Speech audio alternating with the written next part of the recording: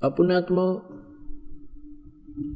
दूसरा लक्षण भगवान का क्या बताया है कि जैसे भगवान निर्धन को धनवान बना दे, रंक को राजा बना दे। इसके लिए श्री कृष्ण जी को किस लिए हमने भगवान माना था कि विपर सुदामा का एक मकान बना दिया था। अपनात्मा ब्राह्मण हो तो सुदामा जैसा हो। सुदामा जी और श्री कृष्ण जी ये क्लास फेलो थे, सहपाठी थे। क्रमानुसार श्री कृष्ण जी द्वारका के राजा बन गए और विपर गरीब था। इतना गरीब था कि उसको कभी कभी तो बच्चे भूखे सो जाते थे। और वो अपनी पत्नी को बताया करते थे सुदामा जी कि मेरे जो द्वारका के जो राजा हैं श्री कृष्ण, वो मेरे सहपाठी थे, क्लास फेलो थे, बहुत ही अच्छे हैं, बहुत ही अच्छे हैं, मेरी बहुत श्रद्धा करते थे, ब्राह्मण होने के नाते मुझे पूज्य समझते थे। हम सहपाठी होते हुए, हम उम्र होते हुए मेरा इतना आदर करते थे। अब सुदामा की पत्नी ने कहा कि फिर आप जाओ राजा से कुछ मांग लाओ, हम बहुत दुखी हो गए हैं टोटे में। अब सुदामा जी कहा करते थे ब्राह्मण का काम मांगने का नहीं होता है, जो मांगे सो बढ़वा कहिए, दर दर फिर अज्ञानी, और जोगी जोग संपूर्ण जिसका मांगना पीवा पानी। ब्राह्मण का काम मांगने का नहीं होता है। हम अपनी कथा कहानी कह करके वैसे थोड़ी बहुत दक्षिणा ले सकते हैं, मांगेंगे नहीं, कोई अपनी इच्छा से दे तो सुदामा जी भ्रमित नहीं किया करते थे जनता को, सत्य कथा जितना उनको ज्ञान था उतना ही बताते थे। तो जनता का एक स्वभाव है कि जब तक उनको कोई पाखंड ज्यादा ना दिखावे उसके साथ नहीं लगते। तो सुदामा जी की स्थिति घनी गिर गई, बिल्कुल बहुत बुरा हाल हो गया। पत्नी के बहुत बार कहने के उपरांत सुदामा जी ने सोचा या रोज लड़े हैं, चल आज एक चक्कर लगा आता हूँ।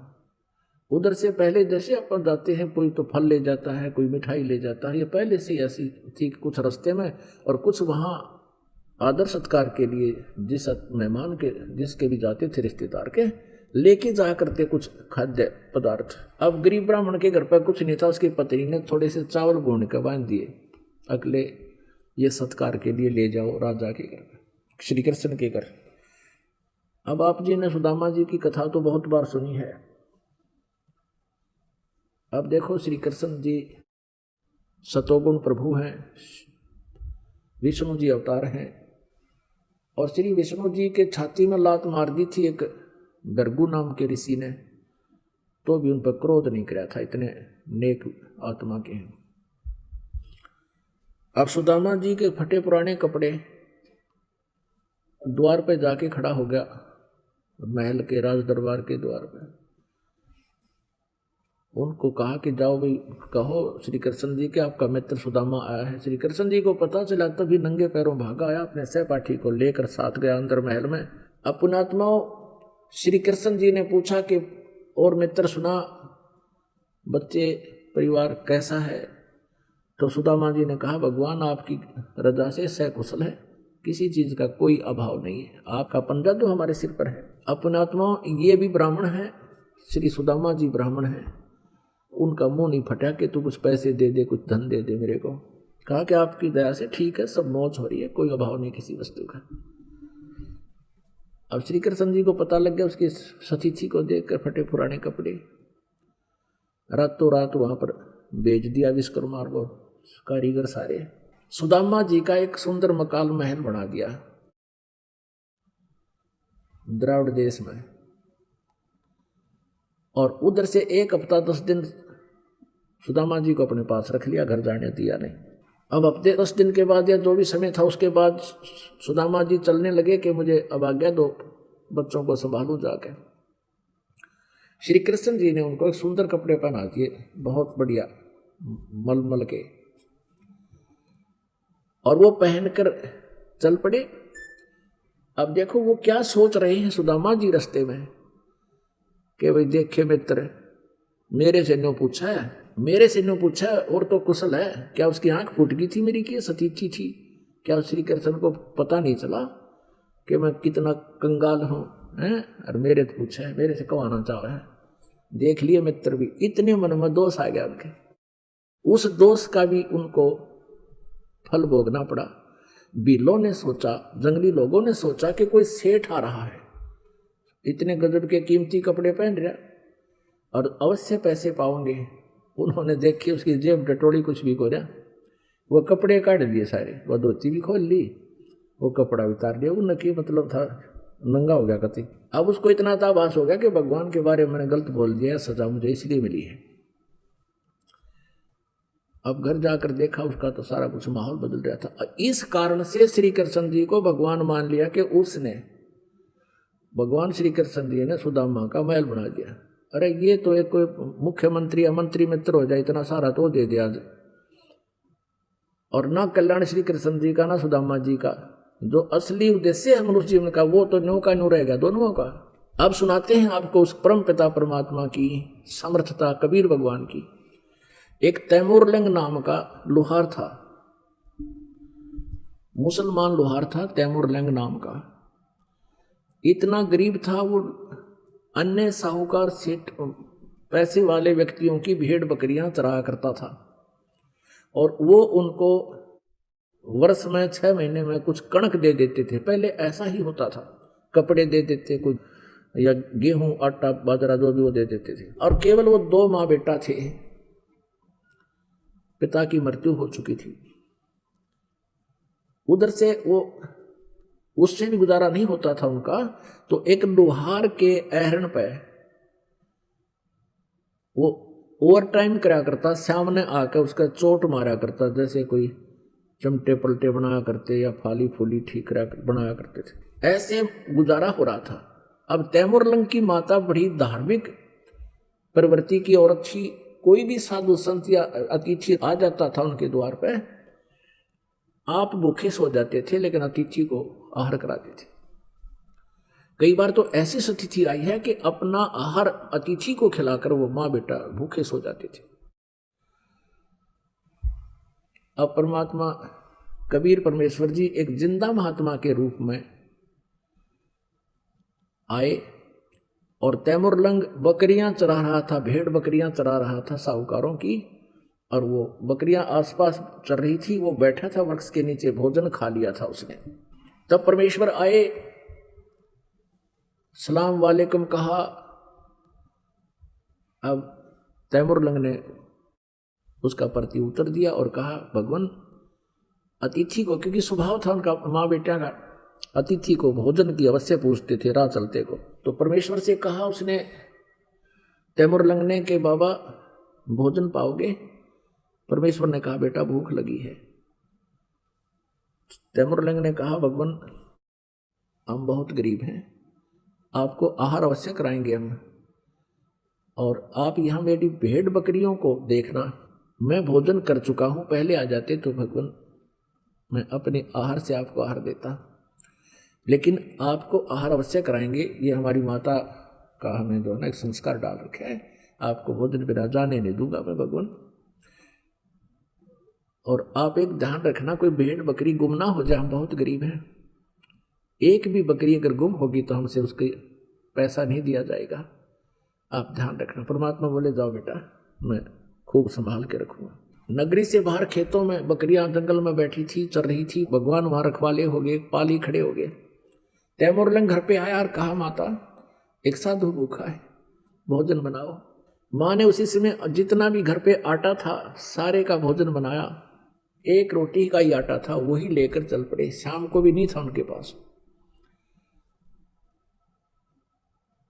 और माँ ने कहा, बेटा मैं दर्शन भी कराऊंगी और साथ चलूंगी। लोटा पानी का ले लिया जल का और रोटी लेकर चल पड़े।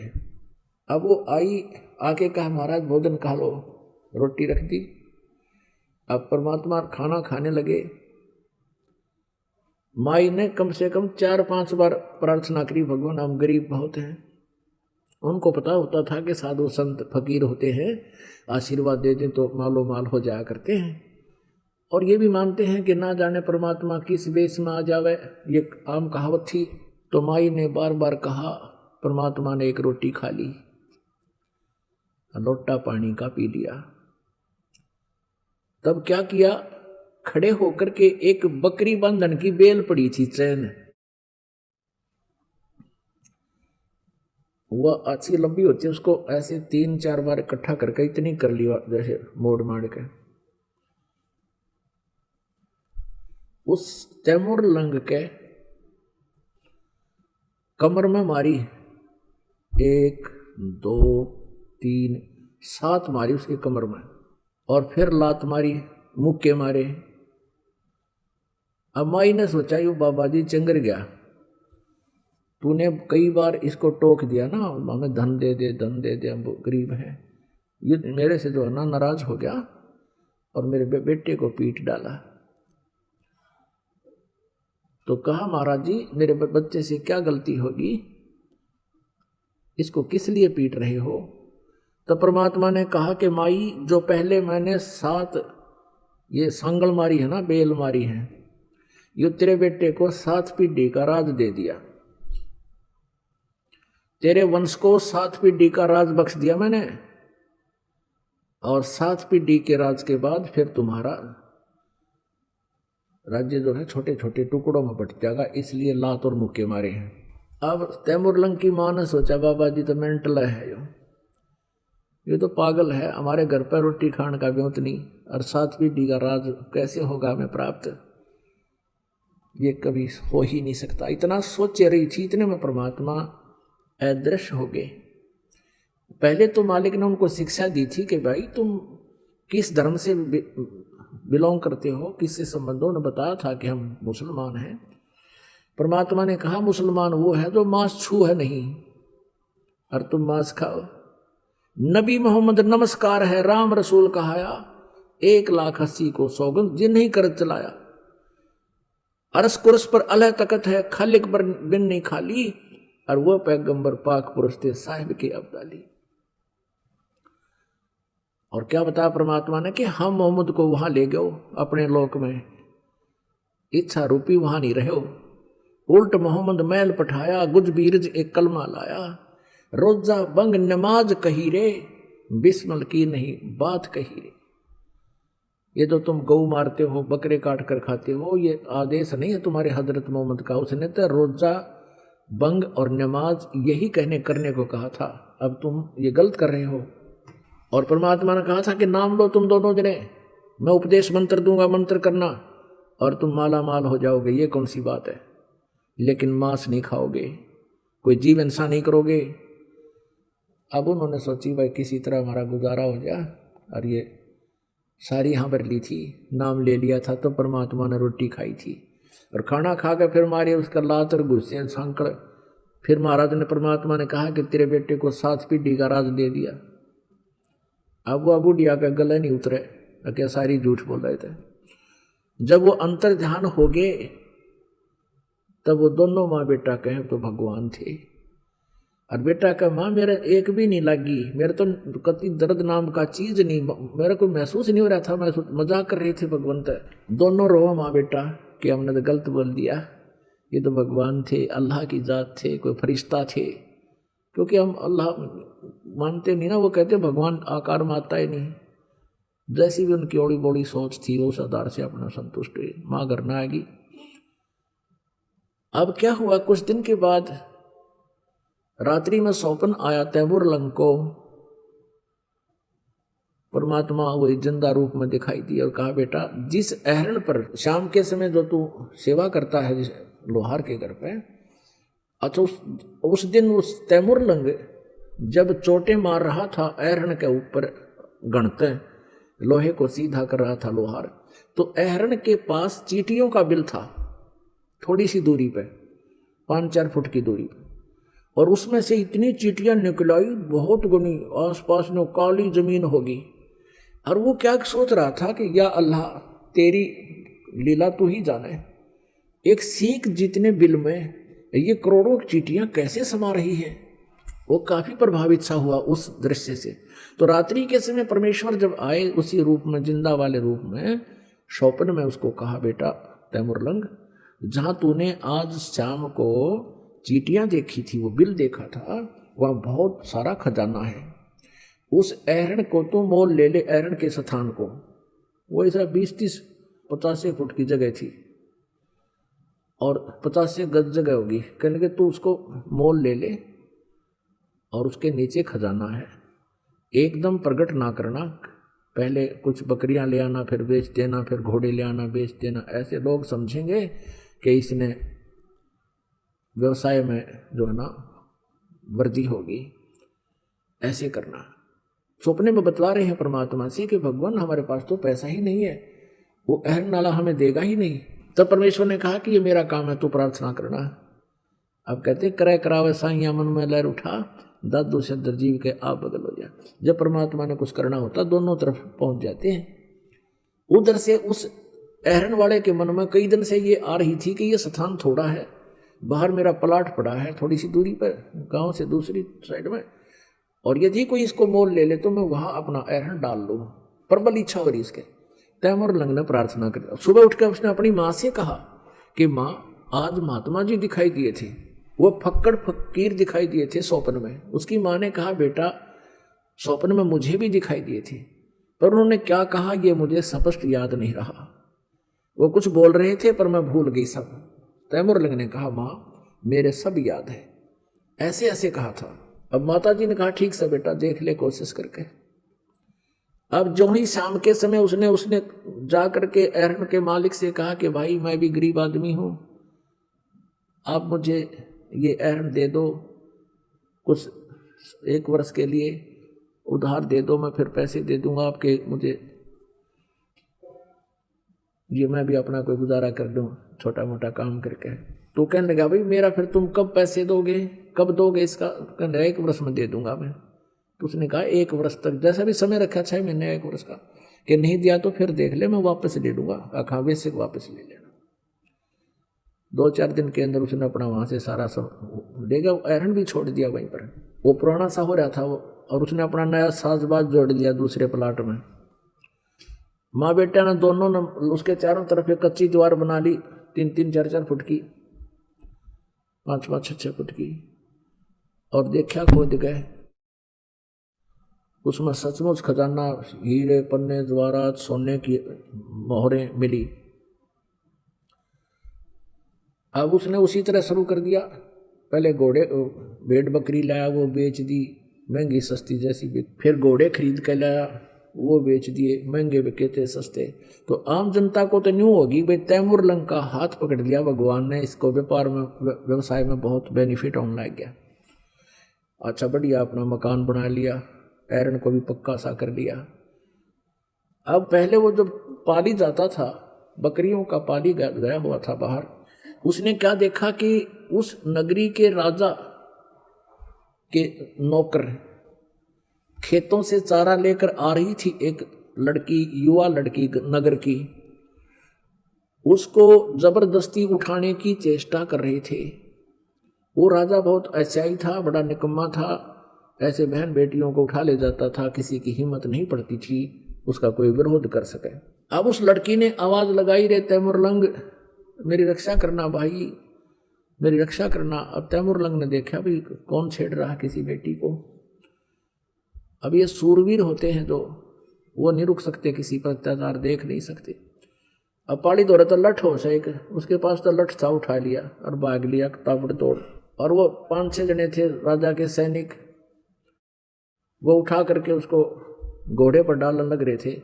उसने जाते उनका मट्टा मट लठ मारे, सारे का कट्टा कट मारे। फिर उन्होंने, वो कई जने थे, वो अकेला था, वो पीट दिया बहुत ज्यादा, यानी मर्द करके डाल दिया, मार दिया इसको। लड़की को ले गए थे। जिसने वो होश में आया उसको पता चला कि जुल्म हो गया भाई, तो उसके मन में ये आया कि मैं, हे भगवान, हे अल्लाह, मैं राजा बनूं और इस राजा को सबक सिखाऊं। उसके बाद जबरदस्त खटक लगी थी, चसक लगी अंदर कसक। लेकिन गरीब आदमी तो कुछ भी सोचता रहे कैसे पार पड़े थी। पर जब उसके पास ये धन हो गया, उसका फेर हुआ, अंगड़ाई टूटी, तो आशीर्वाद परमात्मा का, उसके वही एक टारगेट फिट हो गया कि मैं इस राजा के राज्य को प्राप्त करूंगा। उसने जंगल में, बहुत गहरे जंगल में जाके एक अहरन डाल लिया, और अहरन ले गया पाड़ का अपना करते हैं। और उधर से एक गांव के नगर के युवा बच्चों से कहा कि भी ऐसे ऐसे देखो, ये राजा जो है बड़ा निकम्मा है, अपने गांव की आसपास के इलाके की बहन बेटियों की इज्जत लूटता है, इसने कूटांगे। सारे हो लिए तैयार, ठीक है भाई। अब बालक वहाँ युवा बालक यंग ब्लड, उसने उनको समझा दिया भाई इसके लिए तलवार बनावांगे और सेना बनावांगे और सबको 1-1 रुपया महीने का दिया करूंगा तुम्हारे को, अपने रिश्तेदारों को और सबको बुला लो, जवान जवान बच्चों को, और बताओ नहीं किसी को, और कोई पूछा तो कह देना कि हम फौज में भर्ती हो गए। तो उन्होंने ऐसा ही किया, हजारों की संख्या में सेना तैयार कर ली, तलवार बना ली, लोहार था, डाल बना ली, और भी सहयोग कर दिया। कई बच्चों ने लोहार कहने का भाव ये है, घोड़े ले लिए, तलवार ले ली, धन हो गया था उसके पास। सुबह सुबह बकत से राजा का किला घेर लिया जाके और आवाज लगा दी, चारों तरफ घोड़े गूंज रहे हैं। राजा ने कहा अपने मंत्रियों से कि भी किसने आक्रमण कर दिया। अब देखा थोड़ा बहुत सुबह सुबह थोड़ा सा सूर्य उदय होने ही वाला था। मंत्रियों ने कहा जी ना जाने कितनी सेना है, चारों तरफ से हमें घेर लिया है और सेना का कोई अंत नहीं है, कई हजार नजर आ रहे हैं और अब और कोई विकल्प नहीं है, सरेंडर करना पड़ेगा। उसने आवाज लगा दी कि या तो हथियार डाल दे, सरेंडर कर दे, नहीं तेरे को खत्म कर देंगे। राजा ने कहा भाई ठीक, देखा खड़ा होकर सोचो, जहां तक देखो सेना सेना दिखा, परमात्मा ने 1000 को 20,000 दिखाई दिए। उस राजा ने तुरंत सरेंडर कर दिया। अब वो पकड़ दिया राजा, उसकी सारी सेना को काबू कर लिया। लेकिन उस समय उसमें दया थी शेष, परमात्मा का आदेश था, उसकी याद थी।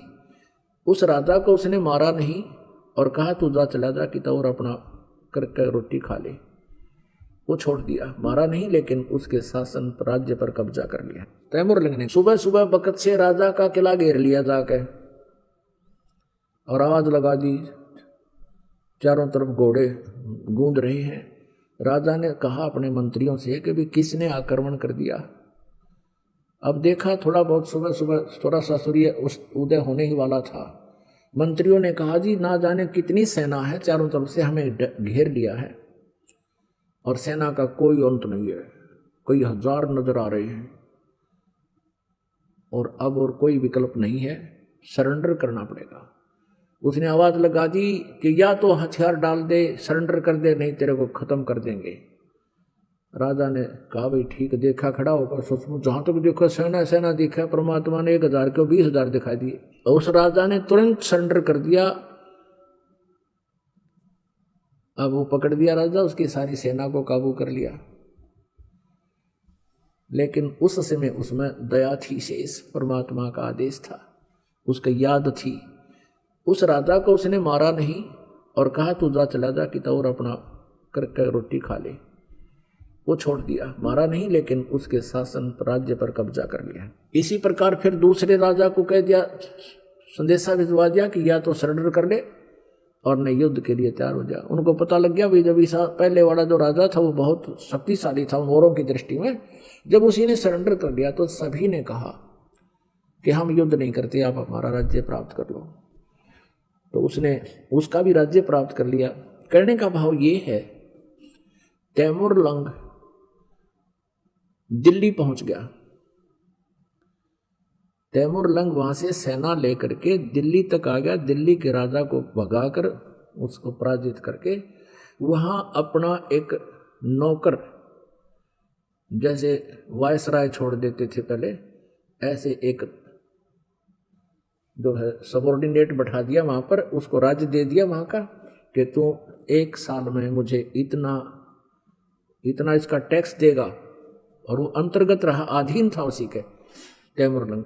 अपने आत्माओं तैमूरलंग से लेकर औरंगजेब तक 7 पीढ़ी यानी 7 पीढ़ी ने राज्य किया। औरंगजेब के बाद दिल्ली का जो राज्य था वो छोटे छोटे टुकड़ों में बट गया था।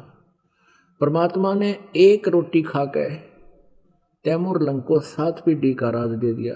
अब यूं तैमुरलंग बकवादा में पड़ गया, भगवान भूल गया, घड़ी माया होगी थी। फिर परमात्मा मिले इसको, एक दिन शिकार में गया हुआ था ये, और इसको एक चमत्कार किया इसके साथ, और इससे पूछा कि तू 2 कौड़ी का आदमी, आज भूल गया भगवान को। उसके बाद तैमुरलंग परमात्मा से क्षमा याचना की, नए सिरे से उपदेश लिया, फिर अपनी भक्ति अधिकारी बना। और अब कहते हैं कि देखो परमेश्वर कबीर देव जी ने एक रोटी तैमुरलंग को दीनी, ताते 7 बादशाही लीनी, एक रोटी खाकर 7 पीढ़ी का राज दे दिया। और श्री कृष्ण जी ने एक मुट्ठी चावल खाकर केवल एक मकान बनाया था सुदामा जी का। अपन आत्माओं, गीता जी अध्याय नंबर 2 के श्लोक नंबर 46 में कहा कि अर्जुन, जिस समय तुझे पूर्ण परमात्मा समर्थ भगवान की जानकारी हो जाएगी, उससे परिचित हो जाएगा, उस समय तेरी आस्था इस प्रकार रह जाएगी जैसे बहुत बड़े जलाशय की प्राप्ति के उपरांत छोटे जलाशय में जैसी श्रद्धा प्राणी की रह